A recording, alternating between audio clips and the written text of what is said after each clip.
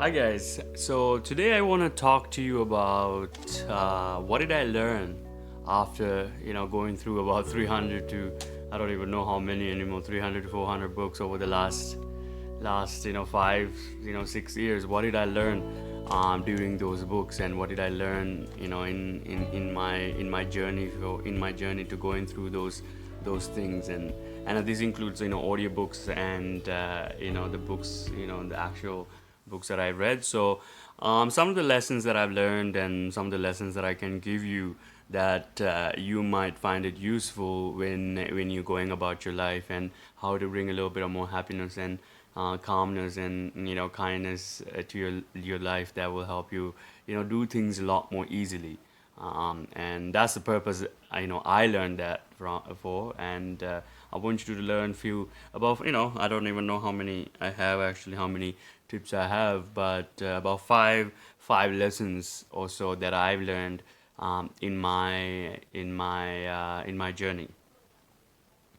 So the first thing I want to talk to you about is that when you started to read and try to get answers from the books, is that the journey it's essentially endless. You can keep finding more and more books in that, especially now with Amazon and everything. You can continually find books and things that you will continually find more information on, and that itself will not end if you go in that journey. And that's what I quickly discovered, is that that journey will not end. You can keep finding more and more information, and you can keep finding more and more data, more theories and things like that, on to things that you want to prove right, or in order to find things that you find correct. So unless you become a true teacher for your own self, your mind will essentially grab on and look for new and new information in order to find the information you learned before was correct. So that's the important thing for you to understand,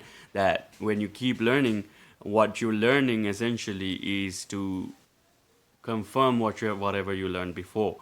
And I want to make sure that you understand this, because when you go in that journey, you would just go on a rabbit hole endlessly, and you will try to find information, and you'll find good information, and you will in the moment, when you're going through these things, and you will find a very information that will find helpful and useful. But sometimes this information doesn't come right away, and I have gone through many rabbit holes of finding certain things, and conspiracy theories and things like that sometimes made me go into projections of other people that didn't even need to be contemplated. Doesn't mean that it's not valid. It didn't allow me to bring happiness to my own self. So that's what I want to help you understand. Like, you need to take on the role of you being a true teacher. So you should take on the role of a teacher, and then you should guide what information to pay attention to, rather than trying to find your own biases and try to confirm your own biases.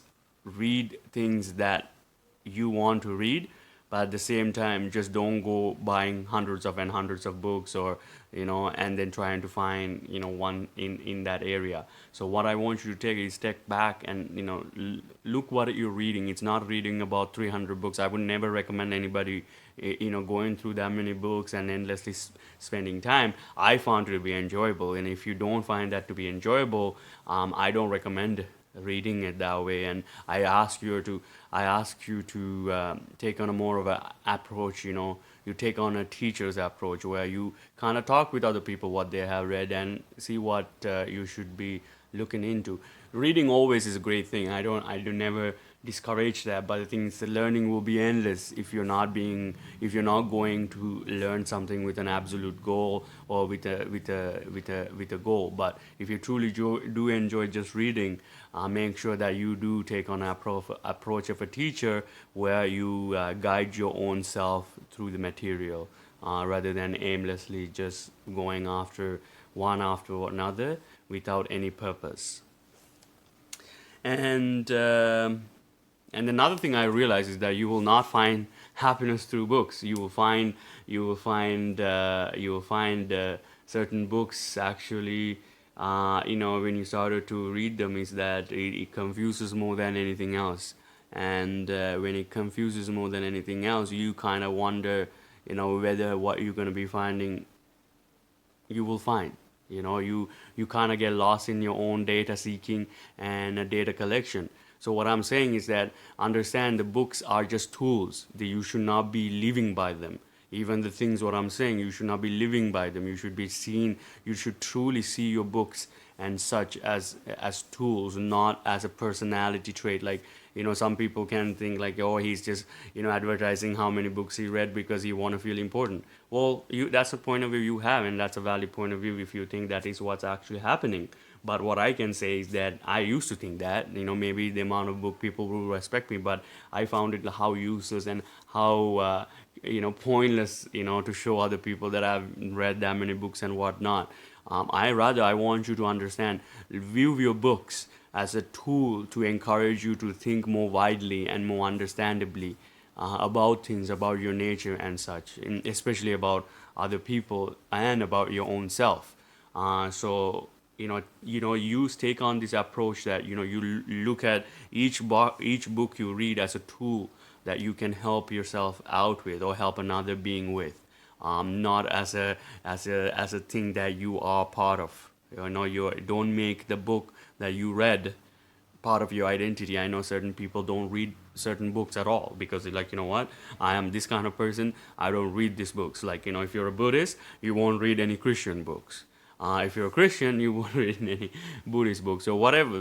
People are so entangled by their own identities, even when it comes to books and what they should be reading and such. What rather I say, go out there and explore, and look at these books as tools for your own empowerment. But don't aimlessly just keep reading new books that only resonate with you. This is what I was talking about the earlier one, that learning and growth will be endless. Rather, try to understand whatever the book you're doing, whatever the book you're using, does it bring the greatest good for all? Especially yourself. Does it help you understand something in nature? A little bit of a better way. Rather than showing more separation, and rather than causing you to think other people are very different from you, and thinking that you are different from other people or better than others. If you're instilling that kind of ideas, you need to kind of wonder, why are you causing me to think seen as separate. And that's one of the main things I realized, is that more books I read, more I started to understand other people, more I started to understand their difficulty of their journey, and understand my journey's difficulties, and be kind to my own self when I realize the things I have done done to myself to get to places in my life, right? So that's the other aspect of it, and. And this is a very important one, actually. One of the one of the people that I was talking to asked me, do you remember everything you read in your books? And I told them, have you remember everything you read in school? The point of books is supposed to function as a tool, not for you to remember all the facts and figures and things that you read from it.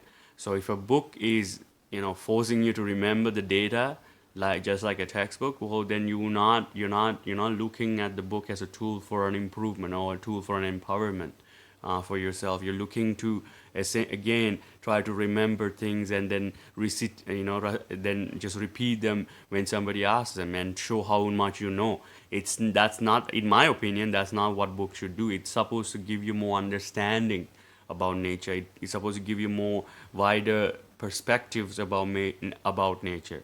Right, so that's the way I look at books. I don't try to read everything when I pick up a book, but I do end up reading a lot of the book because I am going to see if there's anything valuable that I can add, rather than try to believe it completely. Try to add certain books that I read I don't completely agree with, but certain pieces in the book I do agree with, and I try to make it part of myself, right?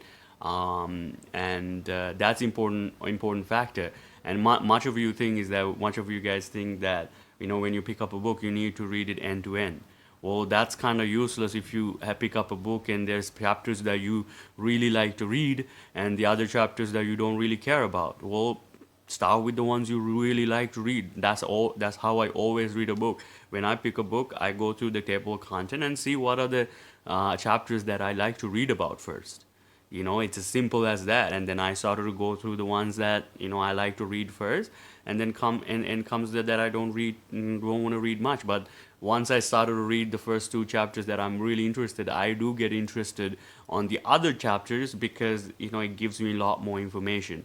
So take on this approach when if you're not, you don't know how to read, or you're not, have practice reading a lot. Start with the things that you do like to read, right? The chapters that you want to read about more. Start with them. Maybe it's on the chapter 9, after in a 13 chapter book or 14 chapter book. Start with that. What's wrong with it? At least if you never get back to that book, at least you have read and gotten something out of that book, right? So if that, when you're reading that in chapter 9, if it if you feel like it's asking you to read other things, go ahead and read other things. Explore this way. Explore the book. Don't let the book be an identity. Don't be the book another thing you just didn't complete. Because many of you have these perfectionism attitudes about everything in your life that makes you feel so victimized by this entanglement, by this entrapment, right? So don't let this even your own perfection be a debilitating factor for your life. Rather, explore these books. These are written, people can spend a lot of time and effort and money trying to produce these books and hoping that somebody will find it useful. So give them their respect. If you do buy the book, go ahead and read the things you like to read first. Just because you don't have time to read the whole book, don't worry about that. Read the book, read the chapter that you like to read. Start with that, and you will see that it will open up your mind and open up your heart a little bit more to see what the other people have created. Okay, so that's an important factor when it comes to reading.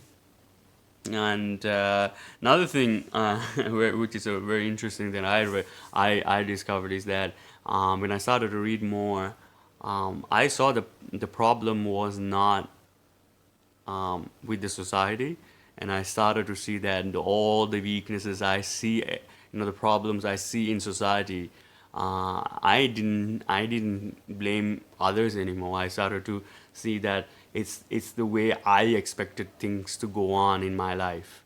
And when they didn't go on the way I wanted, I would try to seek an answer to see if I can go fix it there, or try to understand why is it not the way I'm thinking. And I realize is that when I come to this world, there are so many expectations sets of me, and expectations that are set of other people by society that we need to fulfill.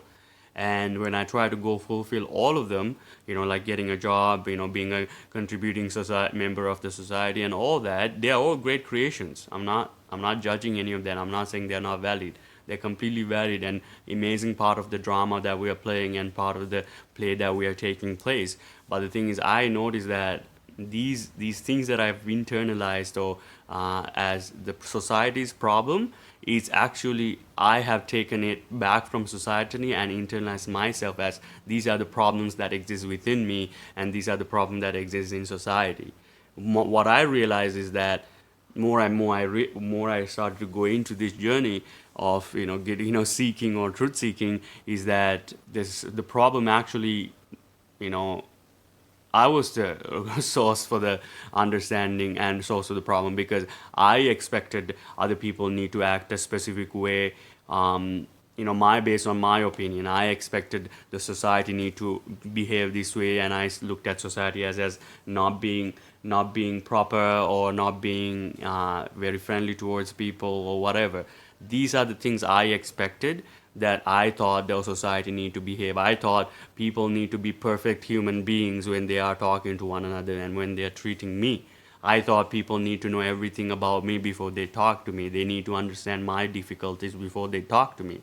It never works like that. What you realize is that many other people, just as you, have struggling a lot. Maybe they're too ignorant to their own drama they're participating in. And when that is the case, when you go do certain things with them, they might not, you might not have a very what do you call it, equalized relationship or harmonious relationship, primarily because you are expecting the other people to act in a specific way based on your views of other people should act, or the how the society should act, and they think the same thing about you. They think, this person should act and understand how I'm truly am, while I have no idea, and I'm acting based on my deprivations and my insecurities, and causing, a certain amount of disharmonious state, expecting other people to understand my pain and suffering, which is not going to happen, because everybody has their own pain and own suffering that they're trying to get rid of. That's why people are going to work. That's why people are taking medication. That's why people are into drugs and alcohol and doing it. These are things that people have invented to kind of help them with their pain and suffering, right? To distract them from whatever the deprivation that they feel. So you need to understand and take on this perspective that I took on this perspective that maybe all the weaknesses and all the things that I see as bad or negative in nature, I need to take responsibility for that, because I am the one who is placing myself into these situations. Primarily speaking, if I complain about work, who decided to go to that work? I am the one who's deciding. I can say, what, I have, people to feed and whatever. Well, that is true, but I can always choose to go to another work if I wish to. The only reason I cannot go because I am comfortable with that, whatever I'm in that pain or suffering, or the job that whatever that offers. So I'm entrapped into that, and therefore I cannot deviate or take myself out of it. And this happened to me many times when I was working, and even if the work was not the one I wanted to do, I had a hard time getting out of there because of whatever, the money or the people who are, yielding or, depending upon me. I needed to care to them, and I was entangled with them. I was, depending upon them for other things, right?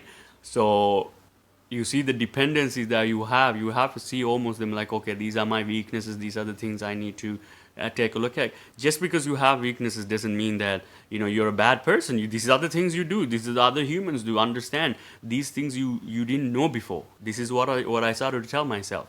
Just because you have these realizations now, why are you judging yourself for having this realization? Thank your own self for realizing these things, and see if there's a better way you can improve your situation and more make decisions that are that are sovereignty based. That means that relies upon your own judgment rather than on your dependencies, and rather than your entanglements, right? So when you take on this approach, what, I know I've been doing things that are because of I've entangled to other things in my life, job, dependencies on, your relationship. Your mom might be or dad might be dependent upon you.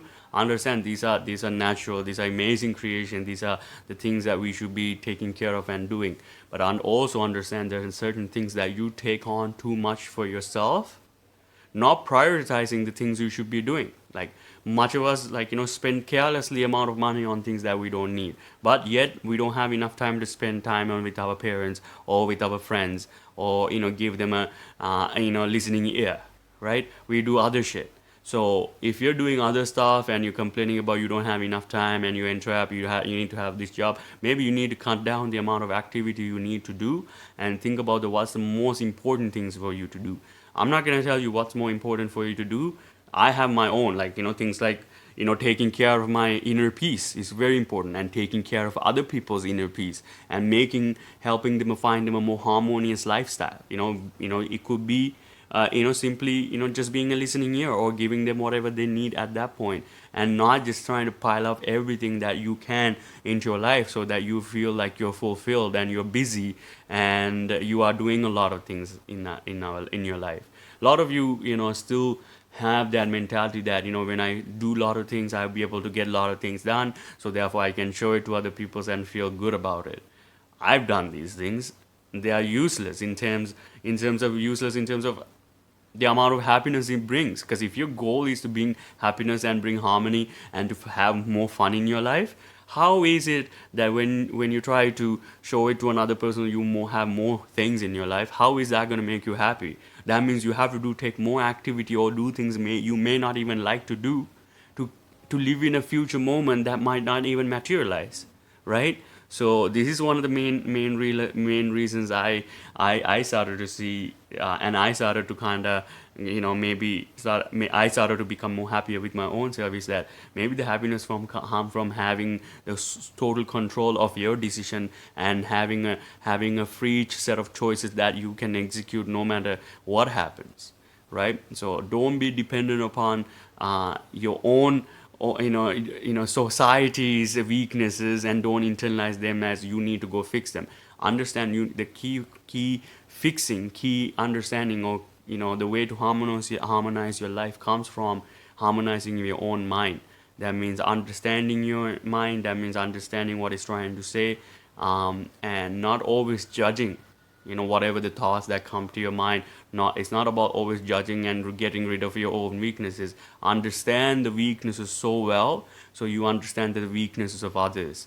When they show that weaknesses as the same weakness as you had, you need to be able to see, what, that person is having a difficult time, go help that person. If you don't have time to do that, why would another person have time to do that for yourself or for you?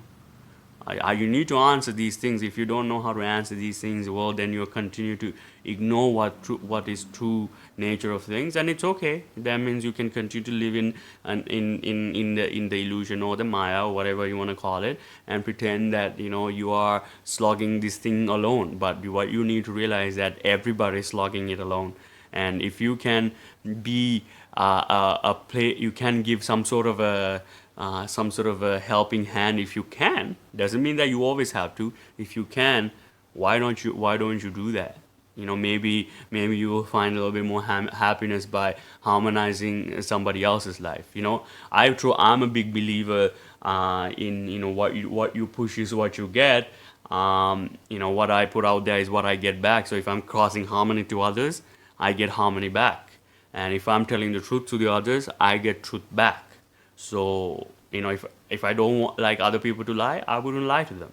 So that's the principles that I work under and I live by, and that's how I create my reality, where I make choices that are a lot more sovereign than other people would take, and because of that, I know I have internal security. Even if something comes and harms me, I was like, what? Maybe I've done maybe something that I shouldn't have been doing in my past. So I take resolution on that, and I continue to take and push activity, or push things into nature that brings most harmony to others, and bring most inner peace to others. So when I push that to the world, I feel like nature gives right back, that the same thing right back at me. And this is essentially what I think the Eastern cultures and such, when they talk about karma, they had to explain many different ways about this. But if you look at it, it's what I'm referring to is as just a golden rule. But this golden rule is not just an ethical principle that you should follow.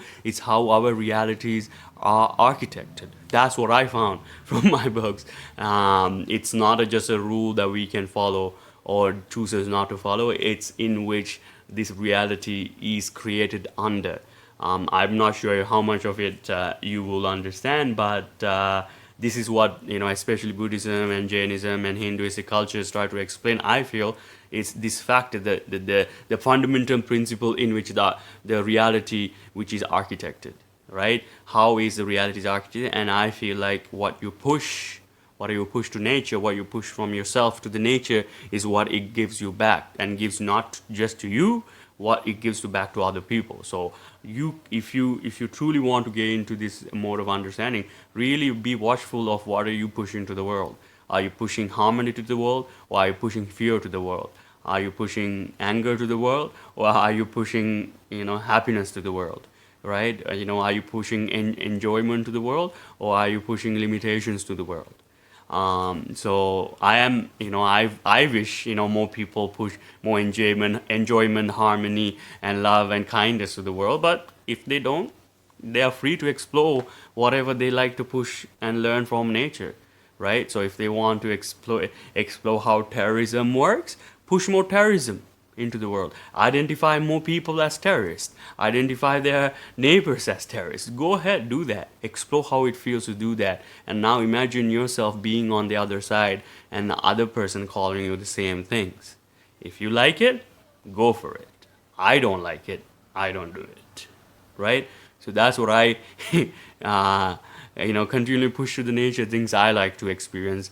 And you know me, I love sports, so I try to encourage other people to play more sports, and I end up going more to play sports more with other people, right? And I can give you a very simple example where I put to the nation, man, I wish I had more time to play basketball, and then there was like two courts right next to my house that I found. It was always there, but I didn't find it in my consciousness before, right? All of a sudden, I put it like, if it's the greatest good for me to play, this is all I said. If it's the greatest good for me to play basketball, I will find a basketball court. After like a week, I find two next to my house that are walking distance. Um, how did it happen? I don't know, but that's not my concern. What I wanted to see was would it materialize that way, and it did. But my concern is not whether how or why, but it did. And another thing I can tell you, those who know me know how much I love burritos and and Mexican food. And I will, because I moved to a little bit away from the city, from Toronto. I was thinking, oh man, it's so hard to go to this place that I used to go called Burrito Boys, and it was difficult for me to go because it's only existed in Scarborough and such. So, and then I was thinking, man, if it's for again, I was thinking it would be nice to eat burritos and next find a place that offers good food. And I found another place called Quesada that had even better food than Burrito Boys. And then I've been eating there about 4 times a week now, or 3 times a week continuously, and I don't seem to get tired of it soon. So anyway, so this is something that I wanted to talk about from my experience, and see something that will help you to understand how things in nature works a little bit better. So that's the other aspect of what I learned, and I want to leave you with that, and I want you to encourage you to kind of create your reality the way you want, and be watchful while you push. Watchful doesn't mean that you have to be careful that you will be pushing negativity. Explore negativity, explore the darkness as well. That we have a lot of it already, right? We have a lot of people.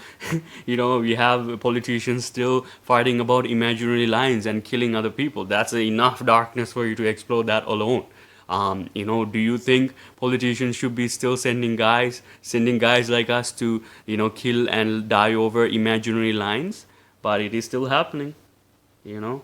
So who am I to judge? Maybe they know more something more than I do, right? So I let them do whatever they want for now. But some of us, like, we need to realize, like, what are we doing?